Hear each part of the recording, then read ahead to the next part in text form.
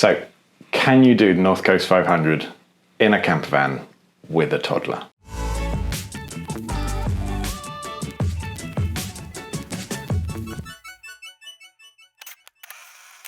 And spoiler alert, but yes, absolutely you can. We're back from North Coast 500. We got back a little while ago. I'm putting together all the videos of everything we saw. So if you want to see that, make sure you subscribe to the channel. But honestly, North Coast 500 with a toddler was amazing fun. We created just such amazing memories, and just, it's difficult. She's so young that I don't know whether she will remember it, but we will remember it for the rest of her life.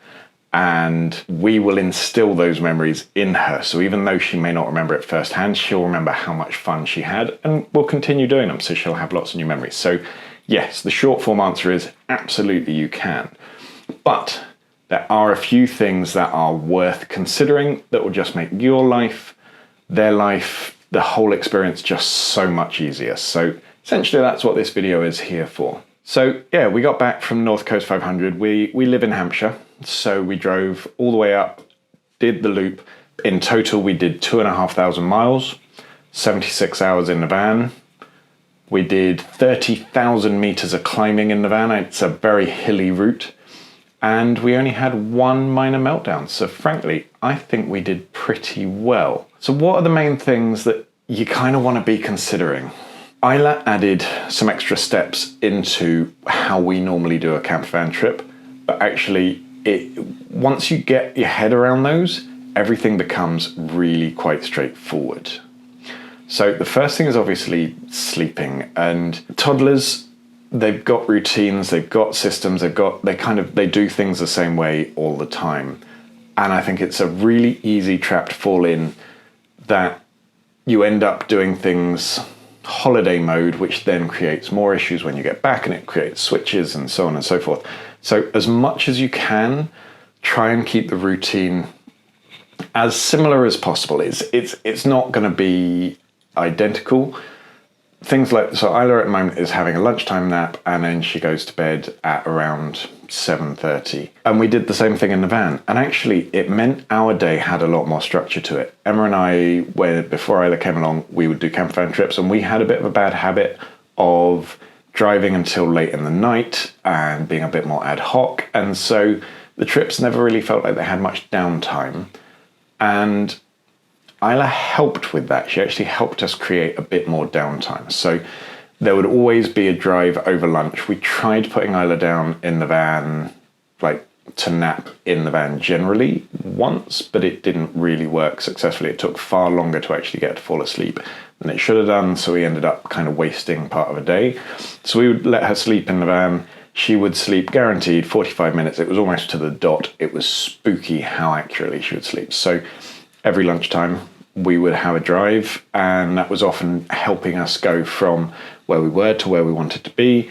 If we were staying at the same campsite for 2 nights, then essentially it meant we got to have a bit of an explore in the van and see the area. We used some sleepy time music that basically was actually the music that Isla was born to. It's an album called Piano Solos by Dustin O'Halloran, and if you just know that there are certain things that help get them to sleep, it's brilliant. We could turn this music on, and honestly, within normally 2 songs she'd be out like a light, and that really helped. So we'd do lunchtime naps, and then we'd always park up by 6 o'clock, which meant we had enough time to then do food. Showers, if we were going to do showers, but we'll come on to that later. Then have time for bed. So Isla sleeps in the cab of the van. We have a hammock, which whenever I describe it as a hammock, people get a bit confused, but essentially it's a sling that covers the front seats of the van. That means that she has kind of an enclosed cot almost at the front of the van. Last year, when she was just 1, you could put her in there. She might wriggle for a bit and then she'd fall asleep very quickly. This year, she's just over 2. Suddenly everything's much more interesting, everything's much more exciting. She wanted to switch everything, touch everything, break everything, push every button, turn the lights on. And although we covered a lot of it over, she knew where everything was. And so we found after the first night that just putting her in there to fall asleep like we would in a cot at home wasn't going to work, because it was just too exciting for her. So what we decided to do was we would take it in turns. So it was me one night, Emma the next night. Once it got to bedtime, We would make up the bed in the back of the van. We would read her a story, do all the normal bedtime routines, and then essentially we would lay down with her until either she was asleep or she was at that point of no return where she wasn't going to suddenly get up and start pushing everything. And it meant that bedtime took a little bit longer for us than it normally does because we had to do this extra step. But it then meant that it was a lot calmer once we put her down because we knew that she was down and out and everything was fine. We have a black outline that then goes out over the cabs, so we can then continue to use the rest of the van. I think next year we're going to look at actually getting some netting for the overhead bed so that we can actually put her upstairs. There's less to fiddle with up there. One of the benefits of doing it in the tag team, where essentially one of us would help put her down, the other one would be elsewhere, it meant that the other person actually gets a bit of a respite, just gets a bit of time to themselves. So either we went exploring, so most of the campsites we're at were in amazing spots. We'd go and explore the area, or we'd go and get food, or we'd go and have a shower, which meant that we just had some downtime to ourselves. However, on some nights it got a bit cold, it got a bit windy, it got a bit rainy, and so at that point you can't really go back into the van and break the routine. So what we did, we had dry robes that you use for wild swimming, and they are incredibly windproof, incredibly warm, and we had an outdoors camping seat, and so we just tuck ourselves up in that, and it's amazing how warm that will keep you, even on a sort of chilly, slightly rainy night. One of them outside the van, we were never there long, we were only ever there 10-15 minutes, but it meant that there was somewhere to kind of shelter that wasn't then interrupting Isla and extending that evening routine. In terms of eating, I would say lower your expectations slightly.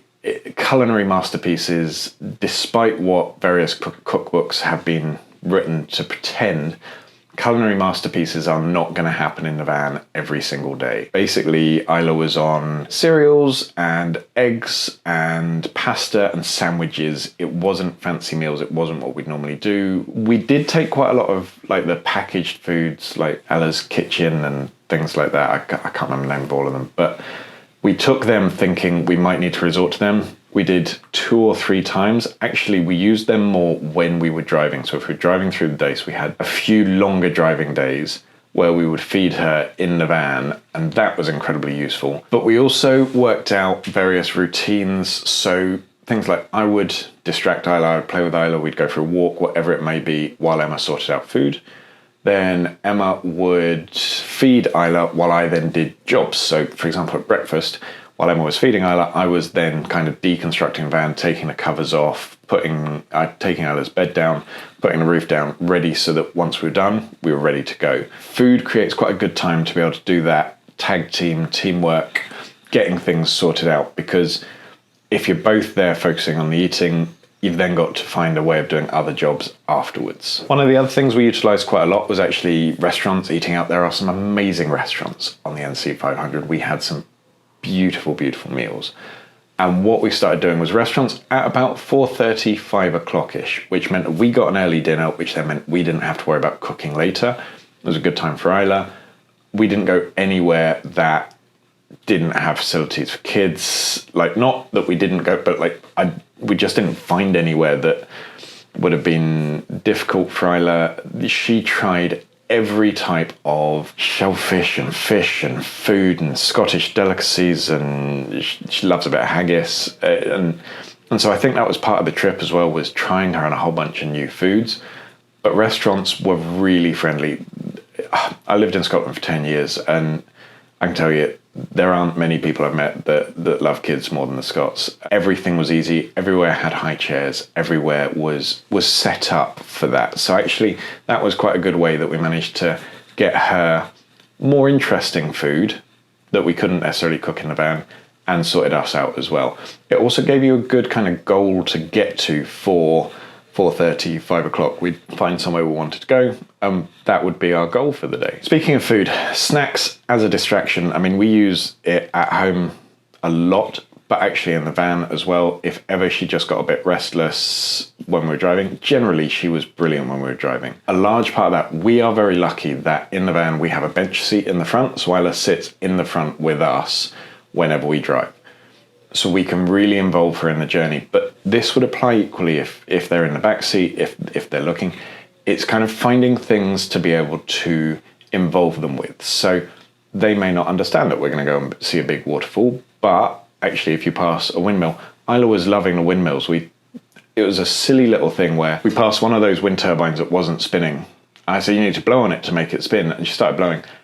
Every time after that she saw a wind turbine, she was blowing on it, and it was just, she kind of started looking out for them. By the end of the journey, she knew the difference between trucks and lorries and vans and diggers and ninors. She was pointing out the sheep and the cows and the horses in the field. And so it's all of those normal things where you just want to try and engage them in the journey so they're not just getting bored. However, they will get bored. So snacks are a brilliant distraction, as I mentioned. Books, sticker books particularly, she just loves sticker books. It still breaks my heart a little bit that she's not that neat and tidy with the sticker books. Like, she'll put stickers in the wrong place. How dare she? We took some crafty type things like drawing and various things. She really didn't use them. There wasn't the time. Partly, we had amazing weather, and I am so conscious of the fact we were so lucky with the weather that at no point were we kind of restricted to van time. We didn't have to just sit in the van during a big storm. So I think I would probably take some pencils and pens and drawing books again in case we needed to do that, but we didn't find we needed it as much as we thought we would. And similarly with toys, we took more toys than we ever actually used. Bucket and spade and ball we used a lot. We went to a lot of beaches. The soft toys for her to fall asleep with. She's got a little giraffe that she falls asleep with. Absolutely fine. But actually, I don't think she really played with a lot of other toys. We took them and they ended up just travelling all the way around Scotland with us and never got used. One of the other good distractions, and I know this will divide a lot of people, but screen time. Particularly on some of the longer journeys, actually just having an iPad or an iPhone loaded up with, so you can download a lot of the stuff from iPlayer or Disney Plus or Netflix that the kids can then watch on the journey. I know it's not ideal. I know we shouldn't be encouraging our children to watch lots and lots and lots of TV, but my God, it was useful. Like, honestly, there were just times where you just think, we're stuck in traffic, don't quite know how to deal with this. Dougie, Bluey, Moana, absolutely brilliant. Just loved it. That was kind of a lifesaver. Didn't have to use it a lot, but when we did, it was kind of the only thing that was going to fix it. So definitely worth having. Remember to download them before you go, because you won't always have great signal. And then also, if you do download them, this was something we discovered. We kind of downloaded stuff a couple of weeks before, and some of the things that you download have time limits on them where you have to connect to the internet to be able to authorize them after a certain amount of time. So just be aware of that. So maybe sort of a day or two before you go, just check that everything that's downloaded and up to date. In terms of packing, toddlers are small. Toddlers take up much more room than it ever feels like they should. Like, it's just unreasonable. And when you're in a small van, it's so important to get that space right and actually think about how you're going to use that space, what you're going to take with you, like rationalize what you're taking with you and then rationalize again. So we didn't take a buggy. Actually, I think had we taken a buggy, we wouldn't have used it a lot. There weren't a lot of circumstances where a buggy would have been the ideal thing. There were a couple, but we did take a backpack carrier and we used that a lot. And in almost every situation where the buggy would have been perfect, the backpack carrier made an excellent second choice. And it also meant that then we could do some of the bigger walks that we wouldn't have been able to do if we'd had only a buggy. So backpack carrier, really, really good thing. High chair. We don't have a high chair in the van. We used to, that hooked onto the table, but where Isla has got bigger and the table's very lightweight, I don't think it would stand up to her now. So the dry robe that I mentioned earlier, we've got a waterproof cover for it. Fold it up into a cushion. She sat on that as a booster chair. It meant we had a waterproof booster cushion that she could sit on and eat her food at the table. And it just worked so well in terms of finding alternative ways of just taking less with us, things that would do multiple jobs. And that was really effective. Speaking about thinking what you're taking, clothes. You're not going to be able to take enough clothes for 2 weeks for a toddler. We had 4 changes in one day on one particular day. There was one accident. She fell in the water at 2 beaches. Suddenly, even if you take 8 changes of clothing, that's half of your change of clothing gone in one day. You don't need to take too many clothes, because so many campsites have washing facilities, but check which ones do. Also, make sure you take plenty of pound coins, because a lot of the laundry facilities require pound coins. And because nobody's really using cash anymore, the campsites don't then carry change for the laundry machines. Take plenty of pound coins with you sort of in advance so that you can use that. We also, as an emergency backup, sometimes washed just some of the basics in the shower with us, just to be able to make sure things were rinsed out, and then hung them up to dry in the vans. That can be quite effective as well. Also, take plenty of nappies. Like, take as many nappies as you can fit in the van. Once you've worked out everything else that you need, then fill the rest of the space with nappies, and know that you will need to stop and stock up on the way. Now, food shops. There were food shops all over Scotland. There are amazing places to get food. You may not be able to get necessarily exactly what you want, but you will always find something that you will like. Supermarkets, on the other hand, are much rarer in certain areas. And so being able to stock up on nappies and wet wipes, you want to be able to plan where you're going to get them. So it's worth looking ahead, looking at your journey, working out where the big supermarkets are going to be. So Wick and Thurso, once you've left Inverness, Wick and Thurso sort of on the east and north coast, and then really not until you get back round to Ullapool. So it's just worth knowing where those are so that you then don't get frustrated on the journey. Speaking of these places as well, they can do Amazon deliveries. This is ridiculous, and I'm aware of this, and this is the biggest first world problem ever. But there were a couple of things that we realised we hadn't taken with us. And you can get Amazon to deliver it to a parcel location, and you just pick it up when you get there a couple of days later. It was brilliant. It was a lifesaver for a couple of things. So hear me with all my chat about how you should prepare and how you should take. I clearly didn't do enough preparation, and I had to order stuff. Actually, for me, it was a silly little thing for the camera rather than anything for Isla. But actually, it's worth knowing that you can do this in an emergency. Campsite facilities. Not all shower blocks are created equal. We experienced everything from the sublime to the ridiculous while we were there. Some were absolutely incredible. There was one where there was one shower and one toilet for the entire campsite. Cleaning a toddler is not always super easy. So we'd been practicing showers before we went. She normally has a bath most nights, but we'd been practicing showers whenever we came back from swimming. We'd do a shower and kind of got her used to it. She still doesn't love it, but it was quite useful that at least she knew what was happening.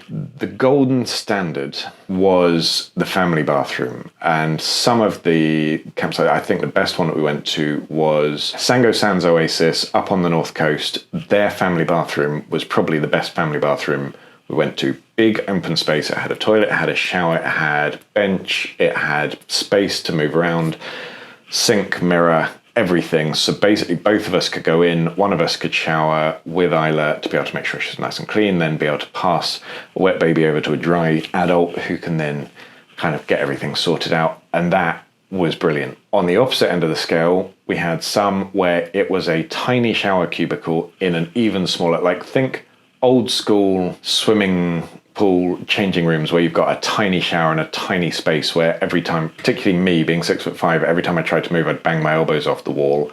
Add in a toddler into the mix in a single sex bathroom where I then had to get completely changed and dressed and dried myself as well as Isla to then be able to get out.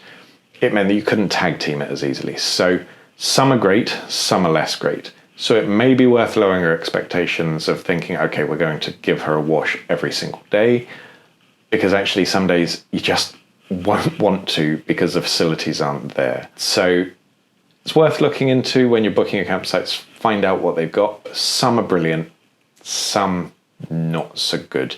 One of them, called Sands Caravan and Camping in Gairloch, even had a bath in the bathroom. So it was single sex, but it was a much bigger open space. It kind of meant that you had a bit more space to be able to work in.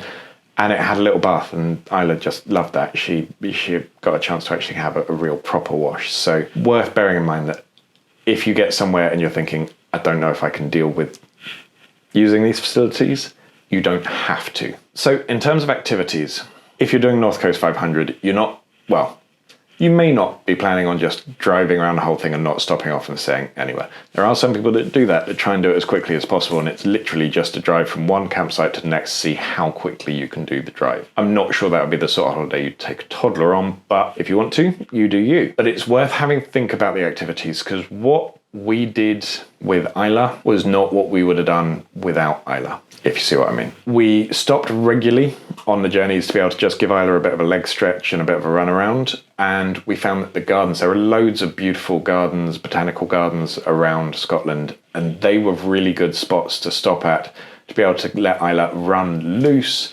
and actually have a good stretch, good burst of energy, absolutely fine. Some places like that feel safer than others. So gardens, absolutely fantastic. We took her to Dunnet Head Lighthouse, and I just found myself just a little bit more paranoid because it's on the top of cliffs, and although there's lots of space and she's completely safe, like she would have to run completely out of eyesight and fall down a hill and roll a long way before anything happened to her. But you just feel like you're on a little bit more awareness scale. So some are better than others. Beaches, absolutely fantastic. Like Isla loved the beach. Going digging on the beach was one of her favourite things.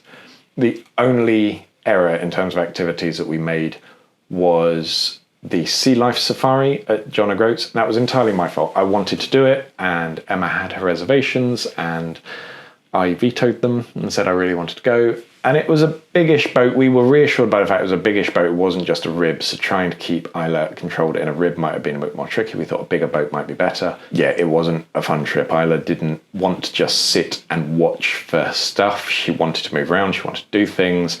And on a boat where she could have fallen through the rails, it just means you're on edge the whole time. So that was our only real error. There's one called Wallago Steps, which is listed as one of the must-do things on the NC500. It's 350 steps up the side of a cliff. Probably not a fun thing. Nobody's going to enjoy that experience with a toddler. There are a number of distilleries on the North Coast 500. Gin distilleries, whiskey distilleries, I think a couple of vodka distilleries. Most distilleries won't accept children, particularly on tours. Some do, it's worth looking into it, but actually it worked really well because it was an opportunity. So I did a couple where Emma went off with Isla, had some one-on-one time. She really enjoyed that. It was just nice for Isla to have some one-on-one time rather than both us being there constantly. And I got a bit of a respite.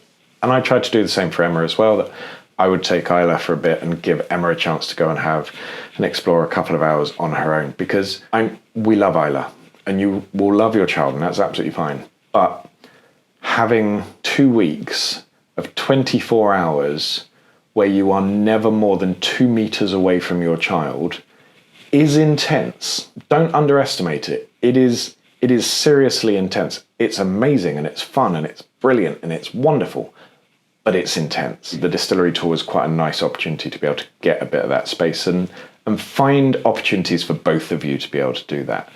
Distillery shops theoretically seem easier because kids are allowed in, but do you want to let a toddler loose in an area full of breakable glass bottles that cost ridiculous amounts of money? So, like I said right at the beginning, we only had one meltdown, and it wasn't even really that much of a meltdown. We are very, very lucky that Isla is a very, very calm child, and I'm aware that everything I have told you has been based on purely my own experiences of how Isla behaved, how Isla behaves generally. Your child may be completely different. You may not need to do any of this preparation. You may sail through the whole thing.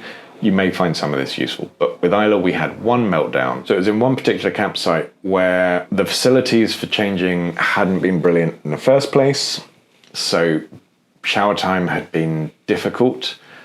And then Isla was, I don't know, she just didn't really want to go to sleep. It then was compounded by the fact that 2 massive motorhomes pulled up directly in front of us with a huge family, kids completely ignoring any of the unwritten rules at campsite. Things like you don't go into other people's spaces, throwing balls around, hitting them off, like our campervan, other campervans, tents, running between guy lines, like just irritating behavior. Like, don't let your children do that. But also it meant that then Isla kept getting disturbed, and it took her 2 hours to go down, and she was quite unhappy, and it was quite a stressful experience. But we took a deep breath. We swapped roles after about an hour because one of us needed a chance to have a breather, and eventually she fell asleep and everything was fine.